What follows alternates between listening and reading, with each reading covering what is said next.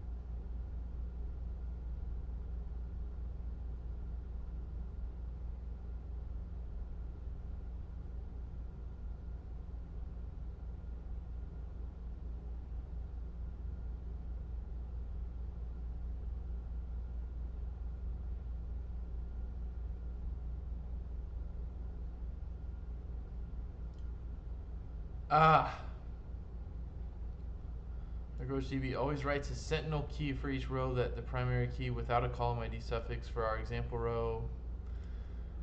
I have no idea what's going on.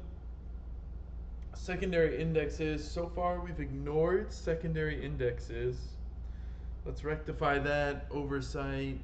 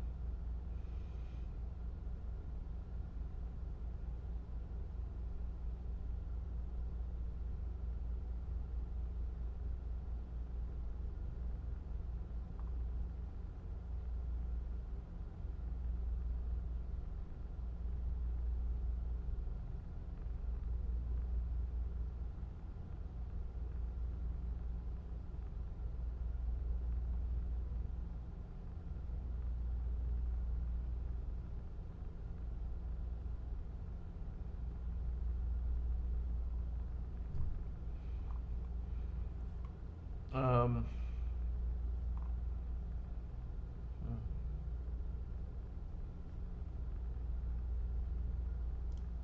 Okay.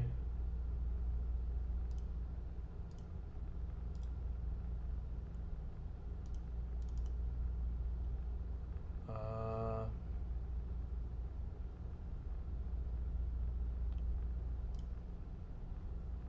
oh.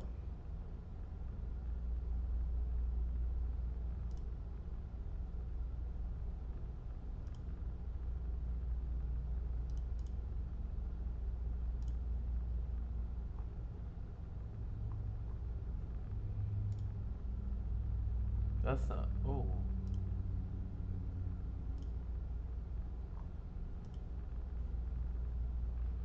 It's not working. It's also 8 years old. Uh.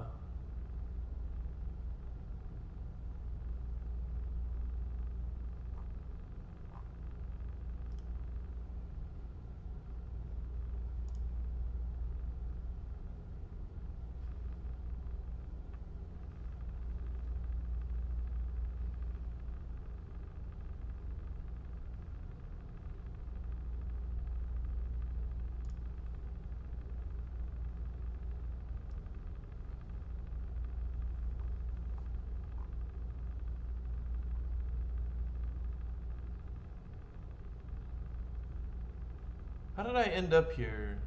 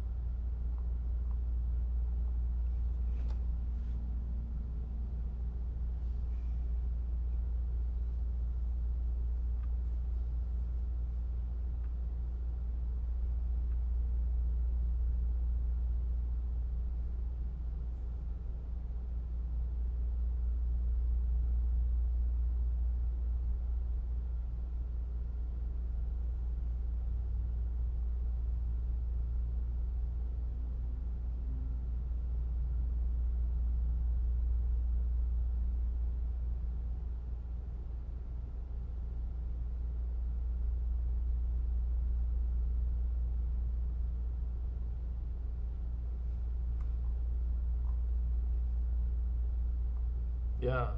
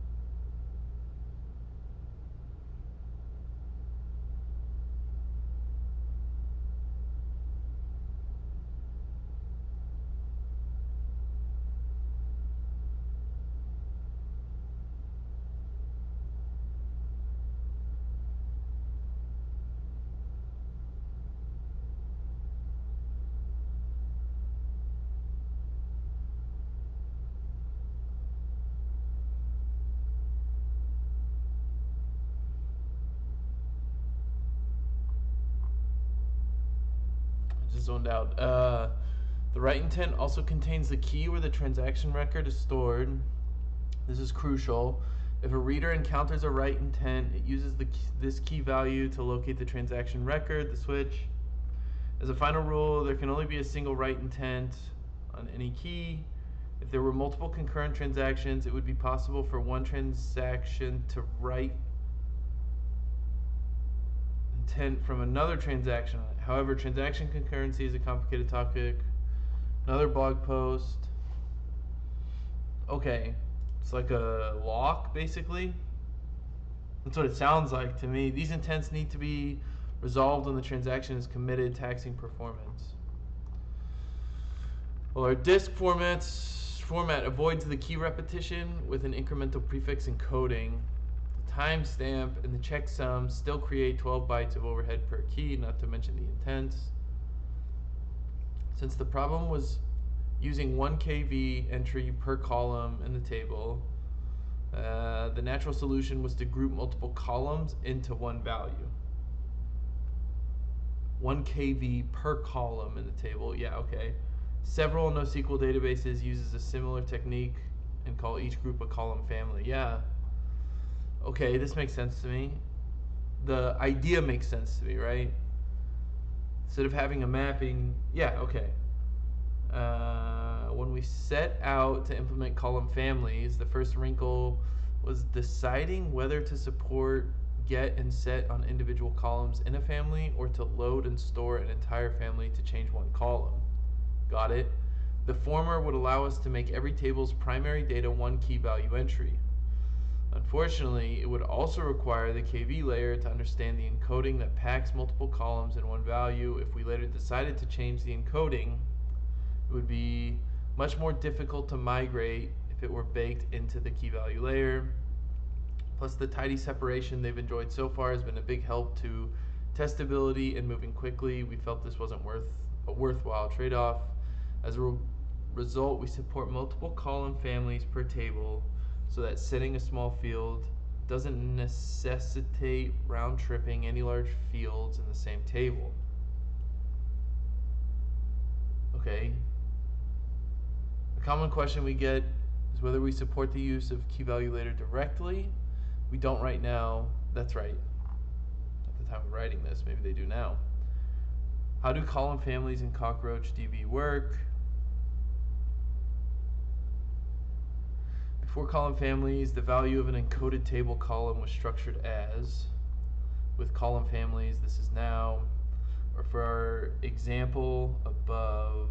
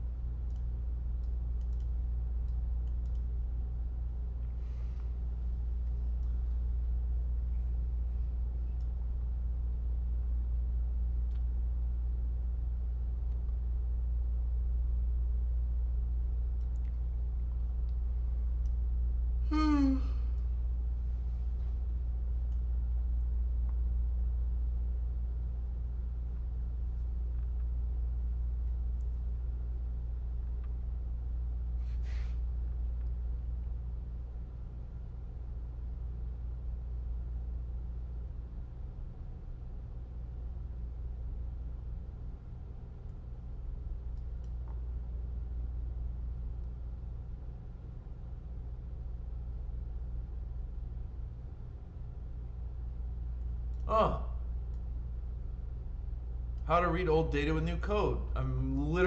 That's what it's talking about. We made column families backwards. It's pretty interesting. Okay. We made column families backwards compatible by special casing a family that's only ever had one column. It's encoded exactly as it was before with no column ID. This also happens to have the side benefit of being nice space optimization.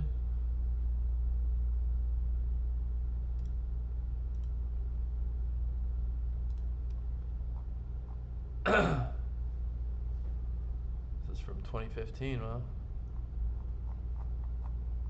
Oh, this isn't that long.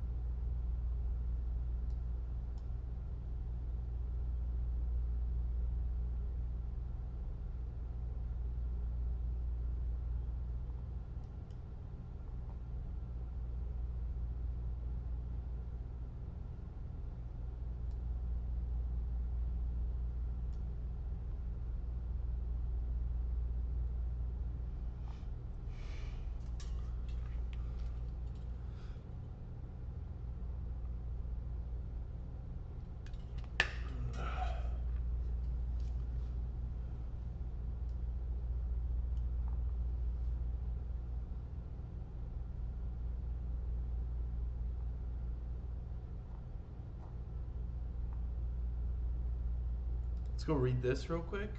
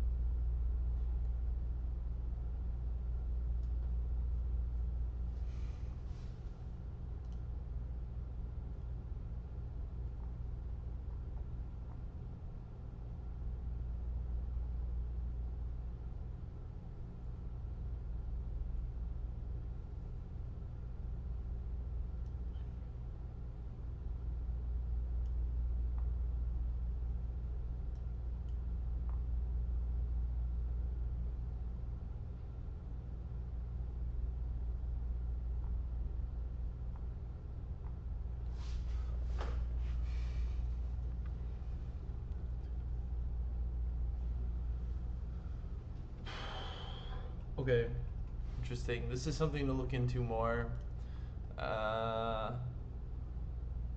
Let's look at this real quick.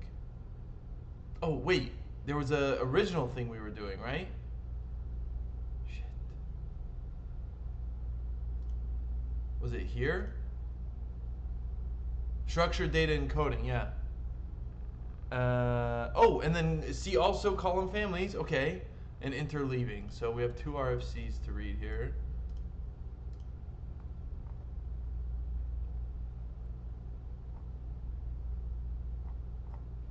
And then, okay, so we'll go here. Store multiple columns for a row in a single value to amortize the overhead of keys and the fixed costs associated with values.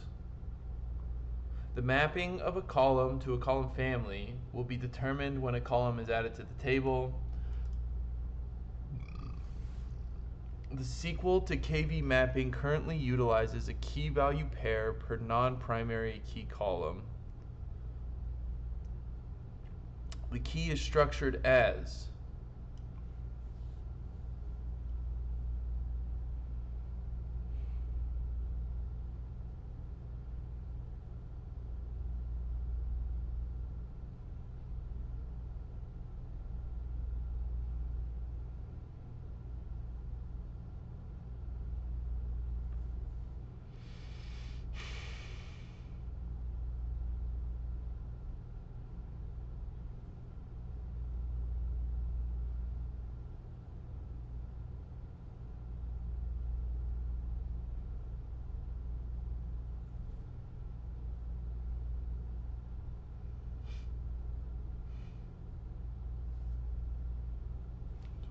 let's just check.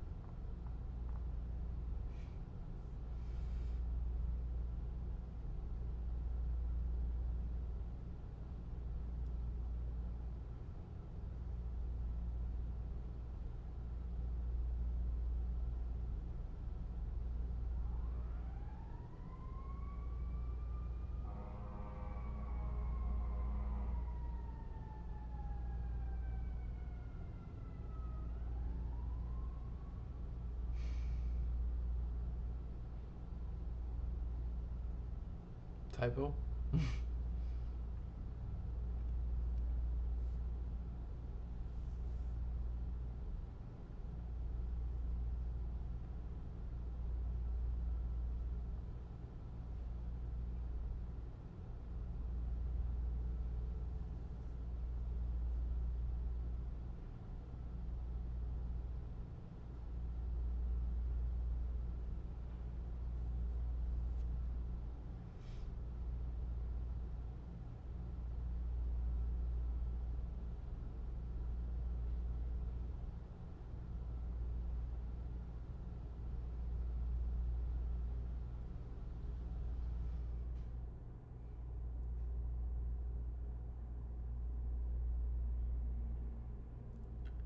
Families with only a single column will use exactly the old encoding. Columns without a family will use family ID.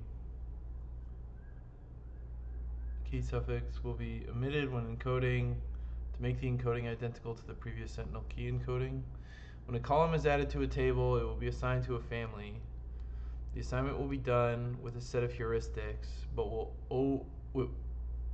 will be overridable by the user at column creation using a SQL syntax extension. Create table, and then you create a family calling it primary with A and B, and then a family of C. Column D decimal type, and then family D.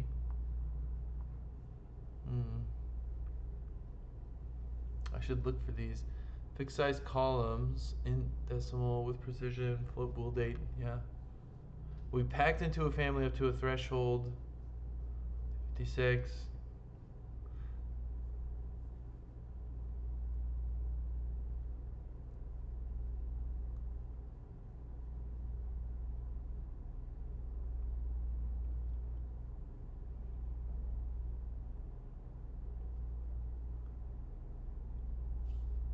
Columns in the primary index are declared as family 0, but they're stored in the key so they don't count against the byte limit.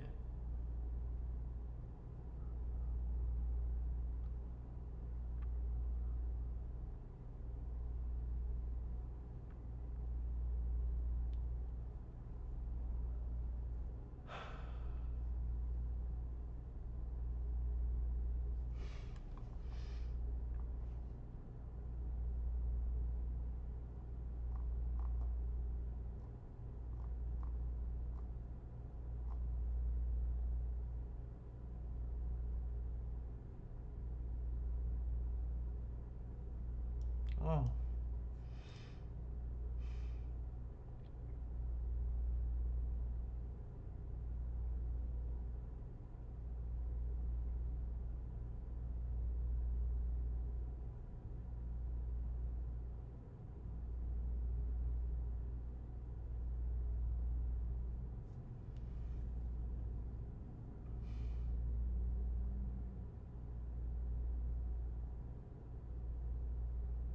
Bro, couldn't they line this up? Come on. All this effort and they couldn't space this out with some formatting? Let's go, bro. What?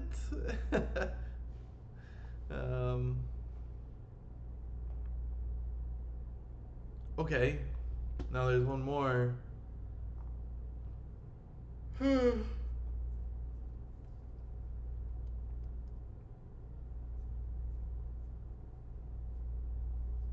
Enter leaving. Oh! Is this gonna create key value?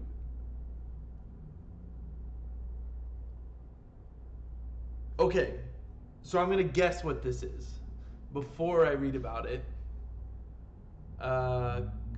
crdb is backed by a series of key value stores, right?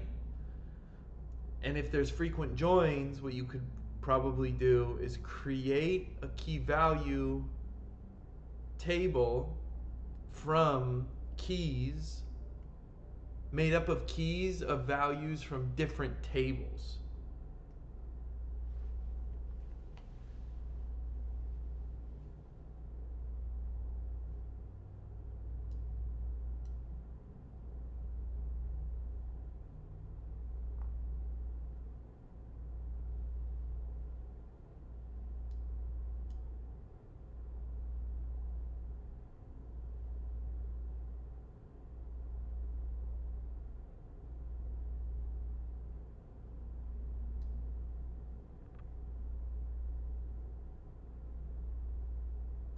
I don't know what they mean by the same range.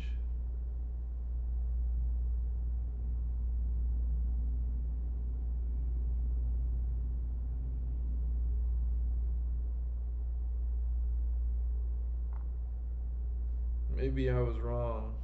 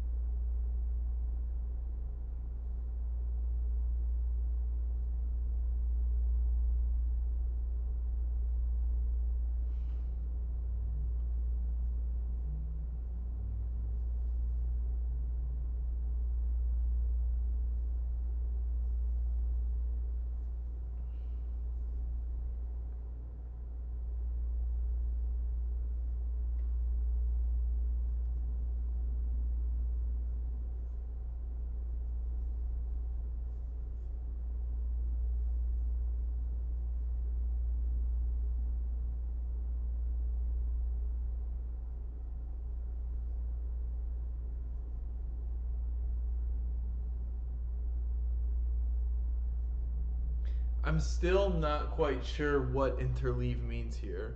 Is it what I said? Or is it something else?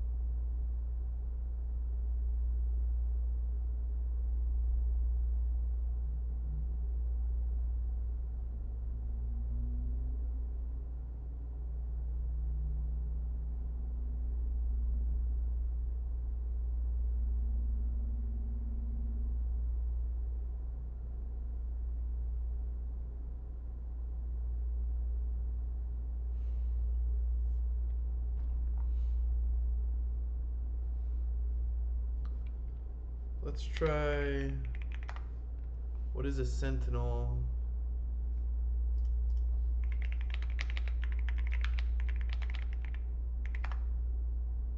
Let's see how good this is.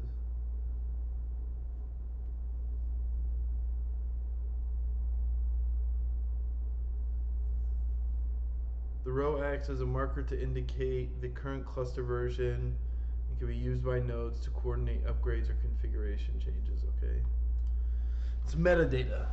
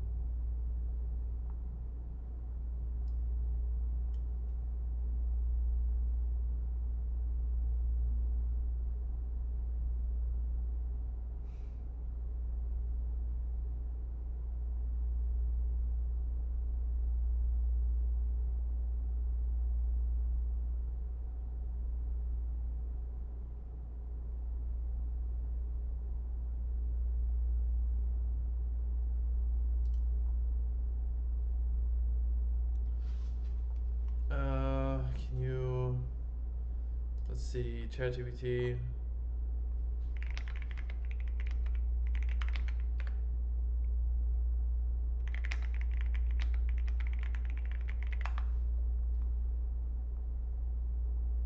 Interleaving was a feature that allowed related tables to be stored together in the key value store, optimizing locality and access performance, but it has since been deprecated for other optimizations like regional, by row, partitioning, and multi-region capabilities.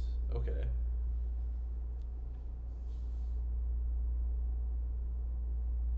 Interesting.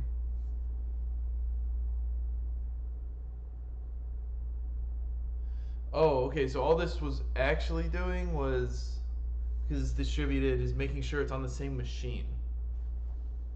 It sounds like. Okay.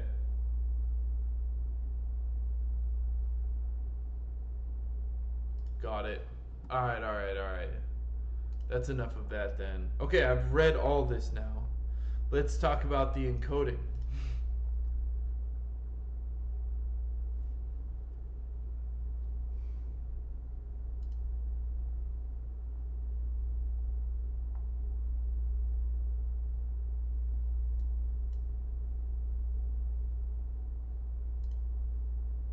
Only have minutes left. Definitely won't get through this all, but we can start.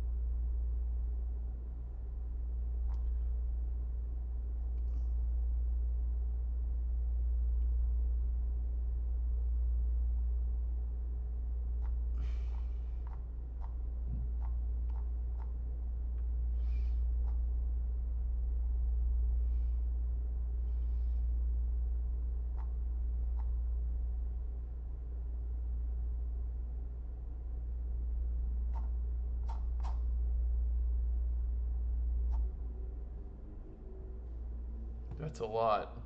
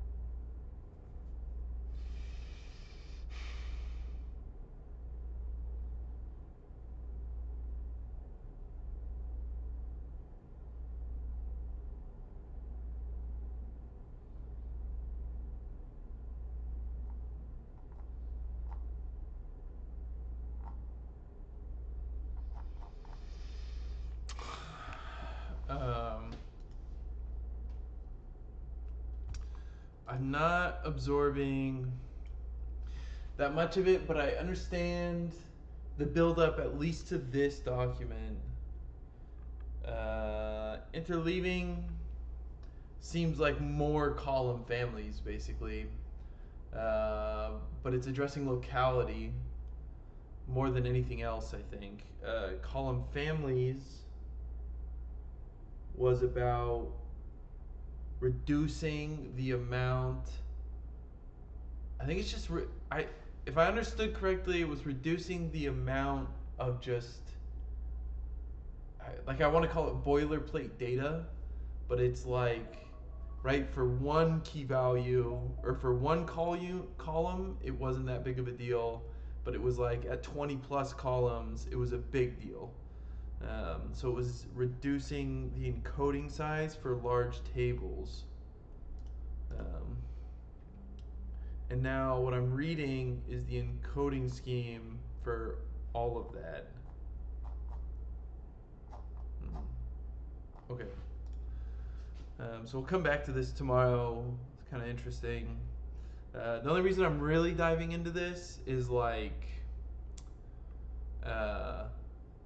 we use crdb at work, and then I literally was doing like explain analyzes, and like we have large tables, so I don't know, could be interesting, could find something, and actually contribute, make this all worthwhile. Anyway.